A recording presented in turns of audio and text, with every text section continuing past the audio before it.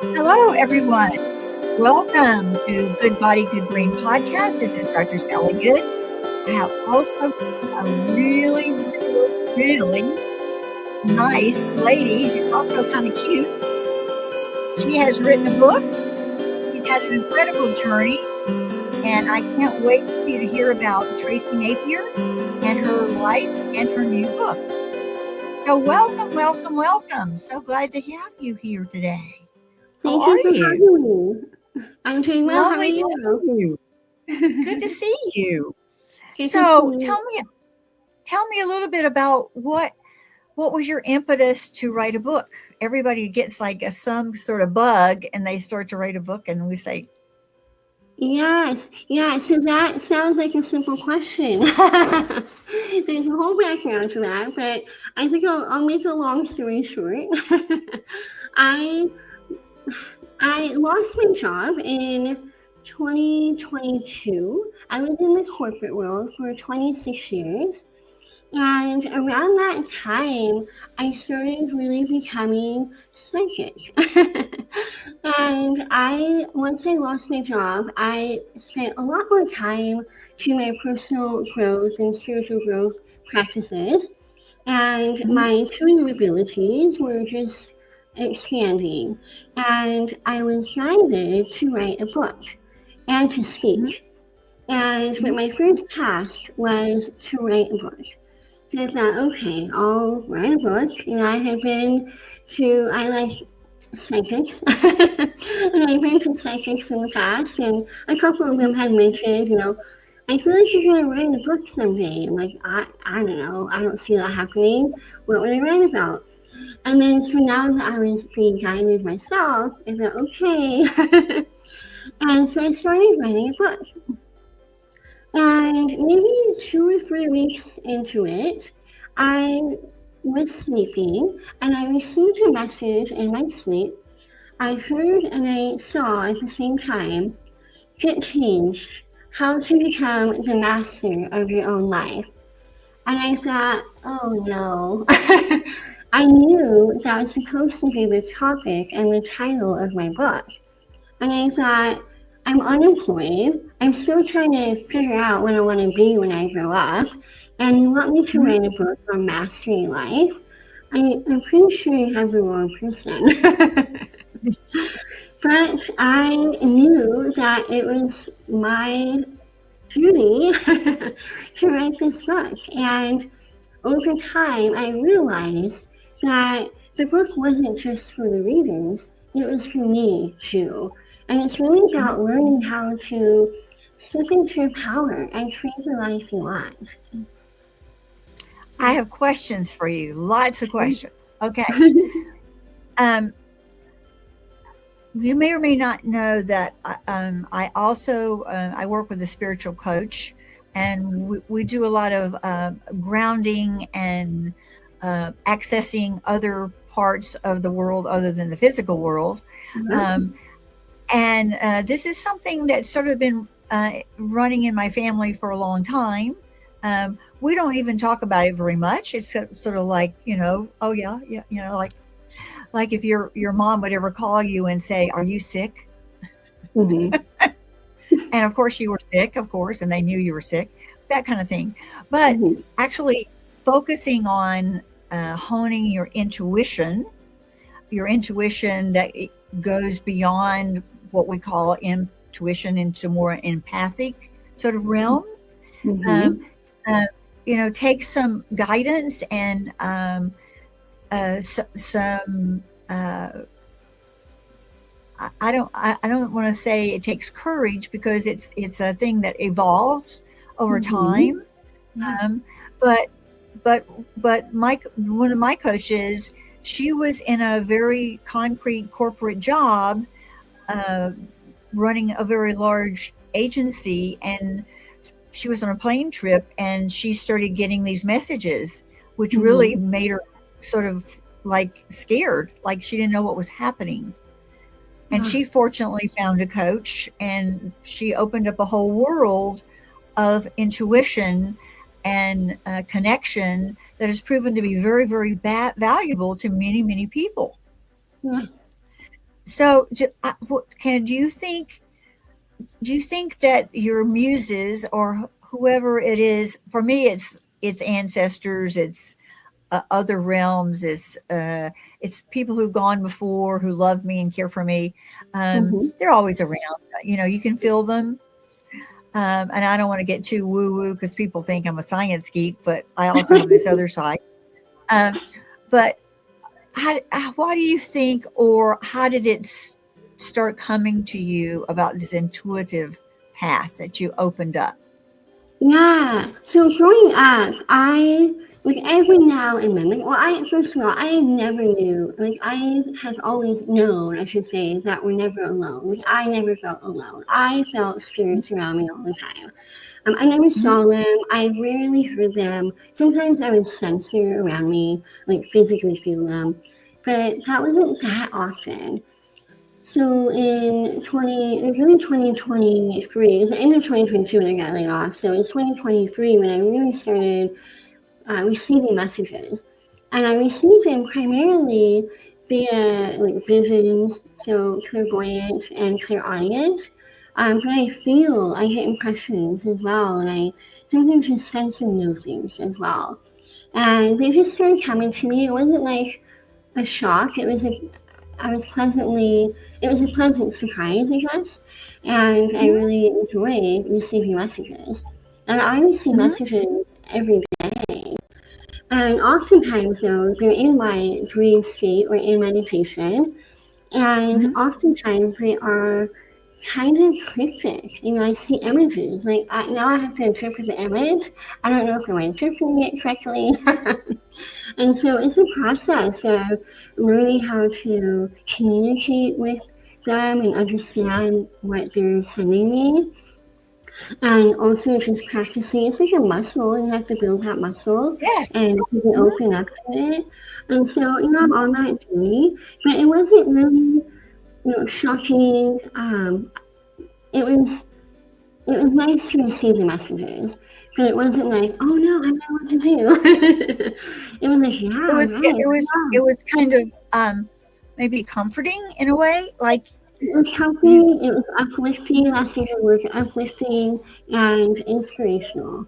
And it gave me hope because a lot of it is so encouraging. So it just gave me hope in a dark time. Yeah. Wonderful, wonderful time. Now, and then this resulted. Can you show us the book cover? I'm For the Yeah. people who are listening to the podcast, we're going to describe it. It's a beautiful cover. It's called Get Changed, and it has a lovely young lady who's dressed sort of in I would say going to work in a maybe higher level place, a corporate level or Yep. whatever. And she's sitting in the middle of her, what I could describe is California closets, perfect closet with everything matched in there with the silk blouses and everything in its place. And she's sitting on this lovely, it's not a stool, it's sort of like a little bench. She's getting ready to go to work and she's getting changed and she's Mm-hmm. becoming the master of her own life. Yeah. Um, and I love that idea that this so much supports like what you're trying to accomplish. Now, let's go back in time. Sure. When you were a little kid, you had your own challenges. Can you tell us just a little bit about that so that we understand how those challenges have made you into who you are today? Absolutely. Thank you for asking that question. Yeah, growing up, so I have what's called a cleft lip and palate. I was born with it. And that creates challenges with my speaking voice. And it makes my voice nasal. It also makes it difficult to enunciate certain letters and sounds because of the structure and the weak muscles of the palate. And Mhm. your palate also affects swallowing, which controls how much saliva you have in your mouth. So sometimes Mhm. I slur my words, and it just creates challenges. And because of my voice, I became extremely insecure growing up. Kids would make fun of me, and adults, even today, sometimes say things like, I can't understand a word you're saying, or you're going to have to speak up so I can hear you. And so I just taught myself not to speak unless spoken to. Even then, it was a Mm. yes and an answer if possible. So I did not want to talk. I would have rather have been silent and alone than run the risk of being made fun of. And to tie it back to his book, I had become really passive and unknowingly, unconsciously, I had adopted this victim mindset. And it really held me back. I always thought my voice, my physical speaking voice, limited my potential. And then my mom passed away in 2018, and then I went on this journey of healing and self-discovery.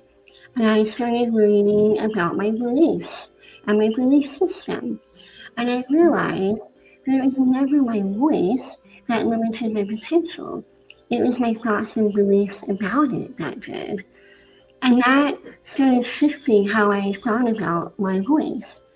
And, when I was guided to write this book, I knew it was a form of using my voice.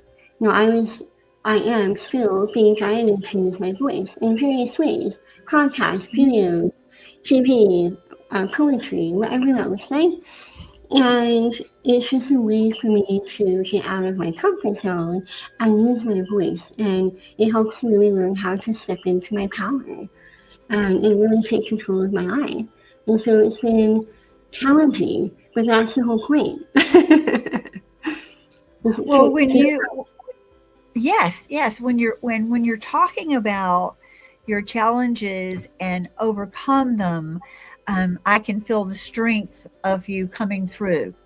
That no matter what, we all have different kinds of things that limit us in different ways. Sometimes they're visible, and sometimes they're not. My podcast this morning was with a woman who had something called aphantasia. She can't represent things like visual things in her mind. So she has to learn a different way. It was a whole new thing I didn't know about. If you looked at her, you would never know anything. And plus, she has a Ph.D. in research. That's so But she interesting. learned, Yeah, she learned everything I wrote. She can memorize. She just adapted to it. So whatever we do that we have to overcome, and sometimes we have things we don't know that are challenges that are in our path, but we don't see them like someone else might see them.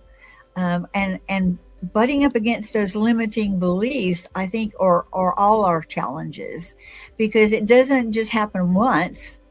It happens in the next season of your life. Like right. people might say sometimes, oh, you're too old, or you're too young, or you don't know enough, or you can't relate to people who are like of this color or that color. There are many kind of things, barriers that people put up, and also perceptions that people put up around you that absolutely aren't true. Because honestly, when you are not nervous and you slow down and you're in your power, you're perfectly, shall we say, intelligible. I mean, as a trained ear, because I used to work with school kids as a trained ear, I can hear it a little bit, and that's why I asked you the first time. But if you're not trained, really, besides, they're going to be looking at how cute you are. It's funny that you mentioned that though. I have what I'm calling a keynote speak. I talk about the differences, the physical challenges that most of us have. We all, most of us, if not all of us, have something, right? And it's really a matter of shifting your perspective and changing how you perceive the challenge. I used to let it define me and hold me back. And now I'm seeing it as an opportunity, as a gift. It's really a gift how can I learn from this challenge? There's always gifts in our challenges.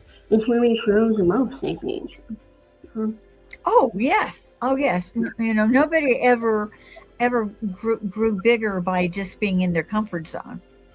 right. So you got thrown into one pretty easily, but I would be willing to bet if you did a talk at a school for kids who had different kinds of speech things, it could be other kinds of things, they would be like, "Wow, look at her! She didn't let this hold her back."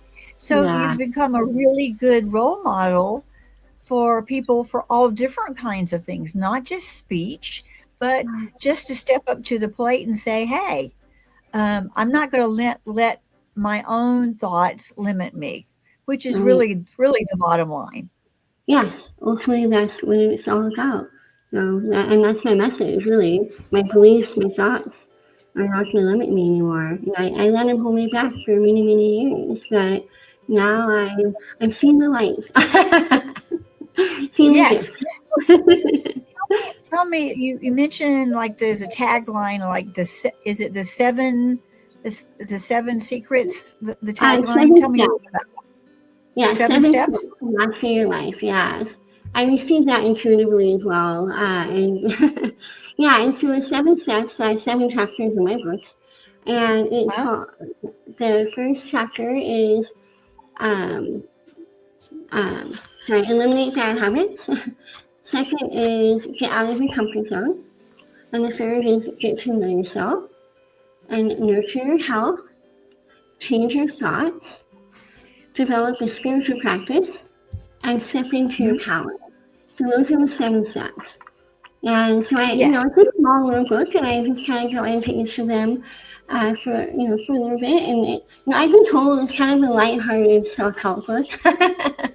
I use a lot of metaphors, and I share stories about me to kind of illustrate the point. Well, Ah, that's that. Yeah, people like the personal touch. They like to know who you are, ah, and I think any book that represents that. Um, um, I was writing a book on dementia, and it's kind of going to be a heavy subject. mhm, I had lots of sort of metaphors and sort of sort of pointed advice, like if you're 50 pounds overweight, you're drinking a 6 pack or a 12 pack a day, and you're not exercising, go ahead and get the life insurance policy now because you're going to need it. Sort of like those little quirky things that people say, like mhm, they might be like, "What? What?" No, I'm serious. yeah, Go out and get that life insurance policy because your family's going to need it because you won't be around. So sometimes we have to say things that sort of shake people up a little bit mhm, to get them to say, "What? Okay, yeah, okay, yeah, maybe I better start thinking about this now." yeah, So, a little bit about spiritual practice, because I think that if people would take time to just slow down and listen to their higher power, their higher muses, their whatever. The slowing down part is the most essential first part. Because I tell people praying is telling your God or your higher power or whatever you want to say, Jesus or whoever, that you talking to them. But you being still, being quiet, waiting, is them giving the opportunity to give you some messages back. Sometimes it feels like intuition. Sometimes it feels like, I call them angel whispers. It's just a little mm, like whoosh. yeah. Uh, and I say to people, whenever you get one of those, catch it and write it down because you want to honor it because it comes from a divine place. Yeah. It comes from a Absolutely. place outside.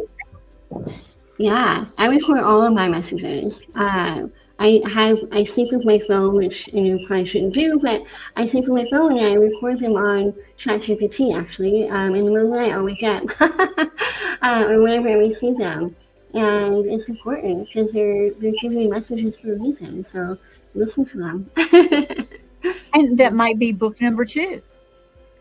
Right, exactly. Yeah, I mean, it's a journey, right? I'm being guided to do certain things, and I write down my Mhm. feelings. And as far as spiritual practices, I do meditation every single day, and simple things that a lot of people do. Yoga, I consider that a spiritual practice.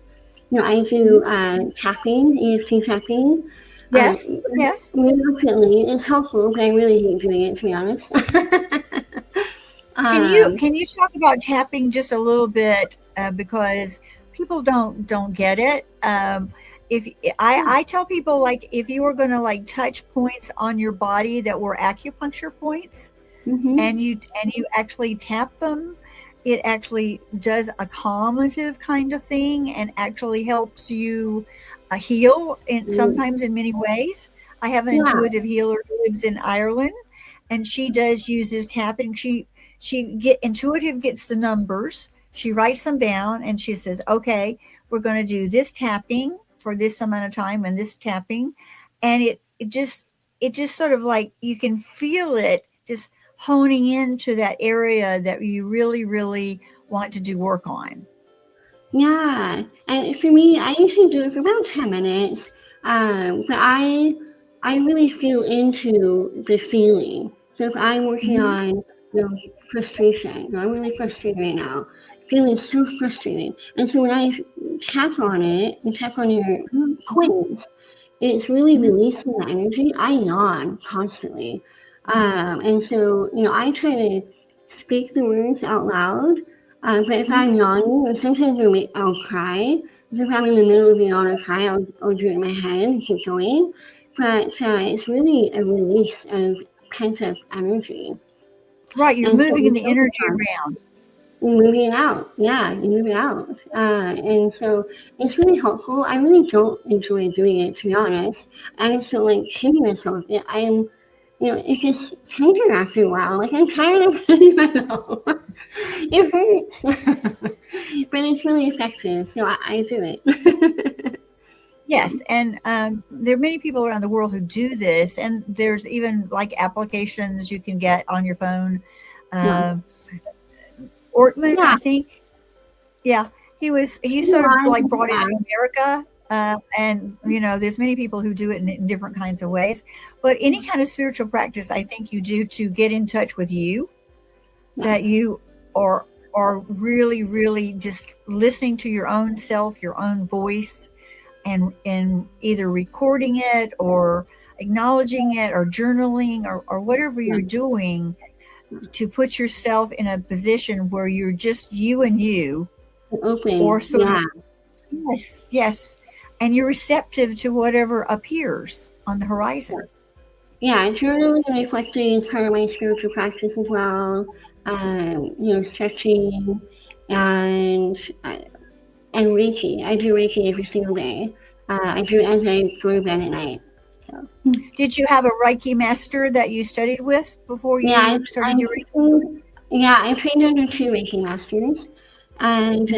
that I started in 2022, and Hmm. then I did it again. I think it was late 2022. And so yeah, I've been trained under two. And so I give it to myself every night, and it really helps me go to sleep. But it opens up your energy. I personally believe between Reiki and the inner work that I've done with processing my emotions and beliefs has really opened me up to receive guidance from the universe to open up my Yes. intuitive abilities. I really believe that's the main reason why I'm open, and continue to get more and more open. Yeah, so and it helps calm your nervous system too.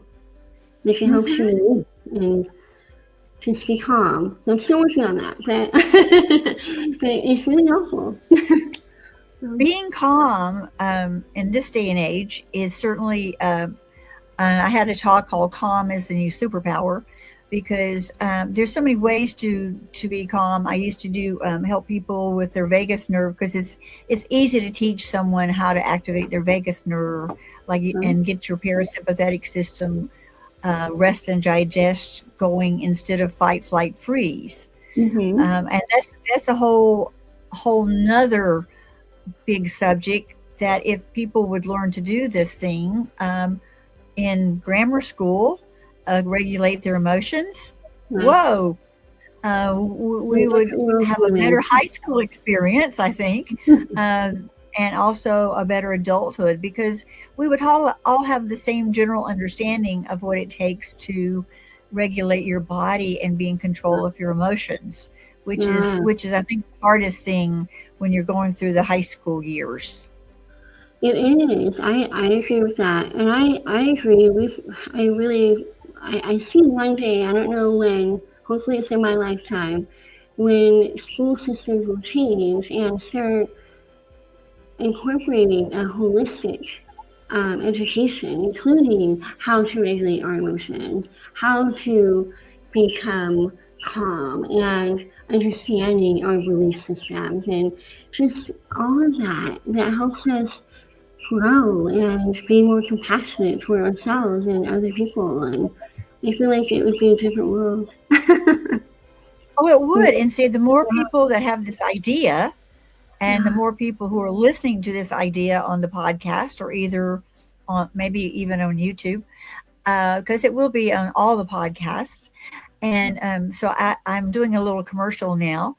If, please, while you're listening, or if you have the chance on YouTube, click follow and subscribe because that helps us get these messages out to more people across the world. And literally, I was talking to a person from Scotland this morning, um, and from California. I mean, we have no boundaries anymore geographically. If you have, if you can get a Wi-Fi link anywhere, uh, we can have a conversation that propels us into bigger and better ideas.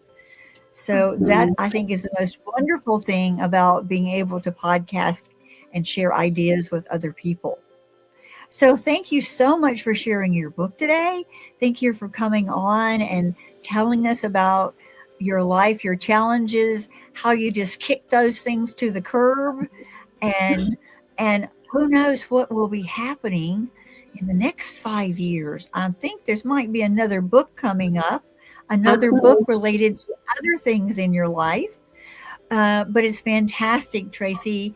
Tracy Napier, author, podcaster, intuitive. Do you do intuitive coaching as well? I am an intuitive life coach, yes. Wonderful, wonderful.